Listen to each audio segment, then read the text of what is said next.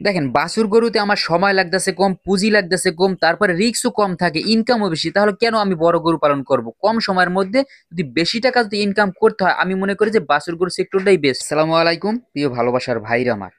দেখেন বাছুর গরু, 10টা বাছুর গরু দিয়ে যদি খামার করতে পারে, আর এক একটা বাছুর গরুতে 2 থেকে 3 মাসের মধ্যে যদি 15,000 টাকা করেও বাজে, তাও দেখা যায় যে 1.5 লক্ষ টাকা 3 মাসে কিন্তু ইনকাম হইতেছে। এখন 1.5 লক্ষ টাকা যদি 3 মাসে ইনকাম হয়, এখানে দেখা যায় যে মাসে ইনকাম করতেছে আমার 50,000 টাকা। 50,000 টাকা দরকার নাই, যেহেতু যারা নতুন আছেন 50,000 টাকা বাদ দিলাম, যদি মাসে 30,000 টাকাও নতুন অবস্থায় ইনকাম করা যায়, আমি মনে করি এনাফ, এর বেশি দরকার না যারা নতুন আছেন। এখন কিভাবে করবেন দেখেন, যে এই যে বাছুর গরুগুলো আছে একেবারে শুকনো, হ্যাঁ, এরকমের শুকনো গরুর খামার কিভাবে করা যায়, 2-3 মাসের মধ্যে কিভাবে মোটা তাজা করবেন এবং এখান থেকে একটা প্রফিট কিভাবে করা সম্ভব, সেই বিষয়ে আলোচনা করব আজকের ফুল ভিডিওতে।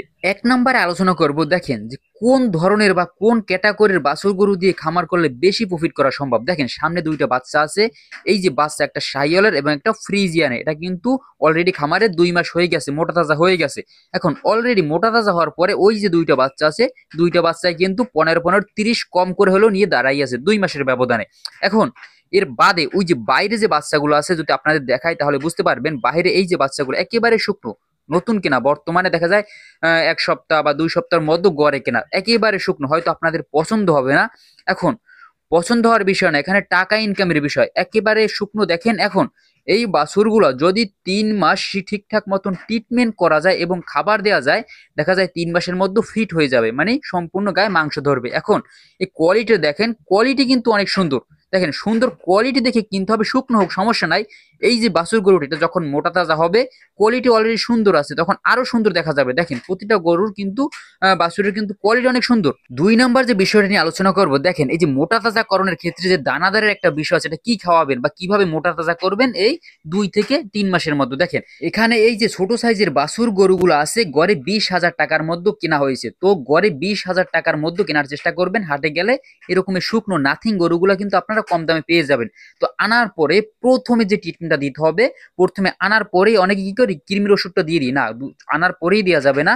আনার পরে 2-3 দিন খামারে রাখার পরে তারপরে কৃমির ডোজ দিতে হবে। দেওয়ার পরে তারপরে দেখা যায় জিঙ্ক, লিভার টনিক, এগুলো দেওয়ার পরে আপনারা সব থেকে বেশি ফোকাসটা যেটার উপরে দেবেন, এই বাছুর গরু মোটা তাজাকরণের ক্ষেত্রে। দেখেন যে দানাদার তো আসি, এর বাইরে যে ইনজেকশনের যে একটা বিষয় আছে, অনেকে ইনজেকশনের কথা শুনে বুঝেন যে ভাই এখানে আহামরি কোনো গোপন কোনো কিছু আছে, না, এমন কোনো বিষয় নাই। দেখেন যেহেতু বাছুরগুলো শুকনো, এগুলোর কিন্তু অনেক পরিমাণে ক্যালসিয়াম এবং ভিটামিনের ঘাটতি থাকে। এখন দানাদার তো আছে, দানাদার দিয়ে যদি মনে করেন যে না আমি ভিটামিন এবং ক্যালসিয়ামের ঘাটতি পূরণ করবো, হ্যাঁ করতে পারবেন, কিন্তু সময়টা একটু বেশি লাগবে। সেক্ষেত্রে আপনারা যদি দেখা যায় যে ভিটামিন বি কমপ্লেক্স আছে, তারপরে বিভিন্ন ক্যাটাগরির আপনার আছে, যে আপনার ক্যালসিয়াম আছে, এইগুলো যদি ব্যবহার করতে পারেন, যে ডাক্তারের পরামর্শ নিয়ে, যে ভাই যে এই যে শুকনো বাছুরের ক্ষেত্রে সব থেকে ভালো ক্যালসিয়াম বা ভিটামিন কোনগুলো, তারা কিন্তু আপনাকে ভালো ভালো ভিটামিন ক্যালসিয়াম সাজেস্ট করবে। তো এগুলো দিলে হয় কি, যে অল্প সময়ের মধ্যে ভালো কাজ করে, যে খাবার দিলে যেমন কাজ করে তার থেকে দ্রুত কাজ করে এই ইনজেকশনের মাধ্যমে ভিটামিন এবং ক্যালসিয়ামটা দিলে।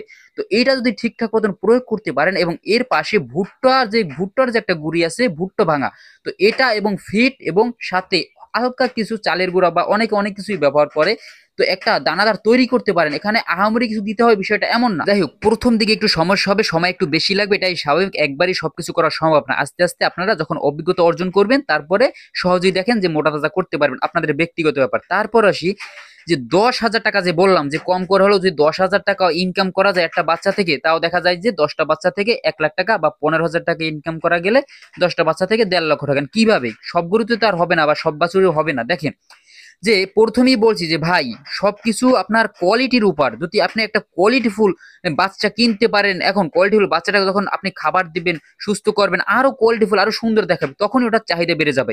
এই বাছুর গরু কিন্তু মাংসের উপর ভিত্তি করে দাম হয় না, এটা কোয়ালিটির উপর এবং বয়সের উপর ভিত্তি করে দাম হয়।